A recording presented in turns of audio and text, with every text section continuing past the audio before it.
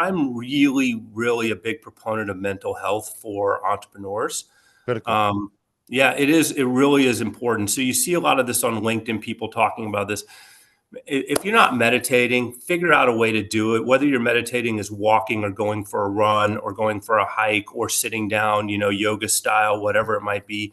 If you're not reading, then you're not in turning off from 9 to 10:30 at night before you hit, or some kids are going to bed at midnight, whatever it is. If you're not building that time period, and if you're not watching your intake, what you're eating, what you're drinking, and moderating, right? Watching. You're Yep. you're going to burn. You really are as an entrepreneur. And something hit me a couple months ago when I read about a very successful entrepreneur committed suicide. And this is a big piece of where I want to go in the future. I was talking to my alma mater about teaching some classes, not on entrepreneurship, but on how to be, strong of mind and body as you go through this, because it's a war, right?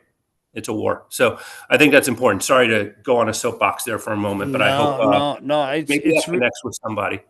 I think entrepreneurs suffer from a very similar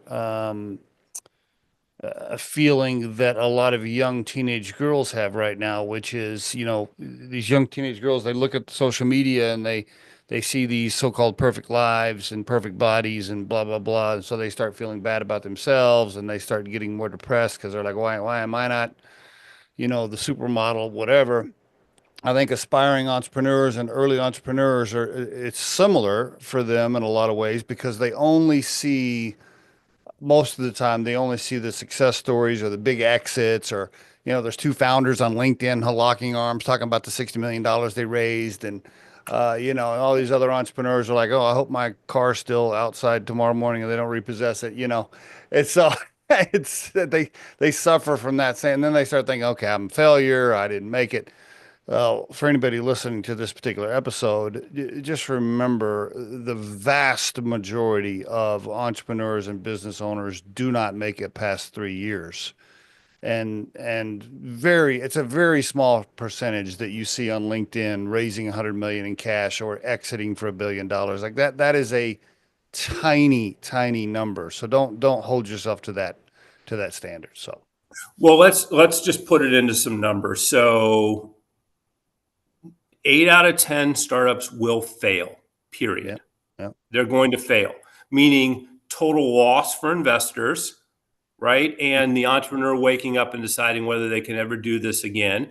The vast majority of founders who are successful have failed at least in one entrepreneurial exercise. At least once. Yep. And I've had the good fortune of hitting at a very high percentage, but again, I'm very careful about the opportunities I take on. And I've had the good fortune of being able to really kick the tires. Of the 2 out of 10 that succeed, one breaks even, right? And just eventually closes down. And one is actually successful. Of the ones that are successful, the ones that actually scale up to multi-million-dollar are very, very few and far between, Very right? few. Yep. So unless you're starting with $10 million, you're unlikely to be very successful as an entrepreneur out there. However, it doesn't mean you can't keep at it and that you're not going to be successful, right? And I would, right, I think that's a great statement. I would follow that up with do it for the journey and the ride, do it for the excitement, the thrill, the challenge, all of that. Do it because you're passionate about whatever the product is or the service is you're trying to deliver. Have a good time, work with some great co-founders, see what you can do. And enjoy that moment that you have in your life to be able to try and do something. If it makes it big, great. If it doesn't, hey, at least you tried and you had a good time.